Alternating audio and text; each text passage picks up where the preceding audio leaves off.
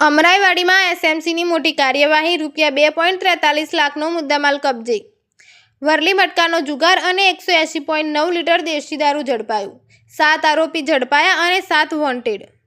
અમદાવાદ શહેરના અમરાઈવાડી પોલીસ સ્ટેશનની હદમાં state monitoring cell દ્વારા ગેરકાયદેસર દારૂ અને જુગારની પ્રવૃત્તિ સામે મોટી કાર્યવાહી હાથ ધરવામાં આવી હતી. શિવાનંદ નગરના ગેટ પાસે દિનેશભાઈ કૈલાસભાઈ અજમેરીના પ્લાસ્ટિક વેસ્ટના ભંગારના ગોડાઉનની આગળ જાહેરમાં દરોડો પાડવામાં આવ્યો હતો. પોલીસની કાર્યવાહી દરમિયાન વરલી મટકાના જુગારના રોકડા ₹1,01,670 સહિત જુગારના સાહિત્ય તથા અન્ય મુદ્દામાલ મળી કુલ ₹2,43,870નો મુદ્દામાલ કબજે કરવામાં આવ્યો હતો.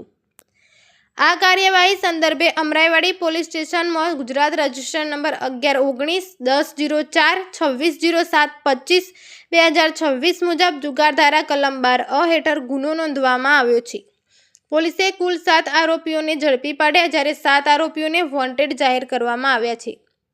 વોન્ટેડમાં સચિન પ્રકાશસિંહ રાજપૂત સહિત સ્થળ પરથી નાસી ગયેલા અન્ય 6 આરોપીઓનો સમાવેશ થાય છે. દરોડા દરમિયાન પોલીસને 180.9 લીટર દેશી દારૂ કિંમત ₹36,180 તેમજ અન્ય મુદ્દામાલ મળી કુલ ₹59,320નો દારૂ સંબંધિત મુદ્દામાલ પણ મળી આવ્યો હતો.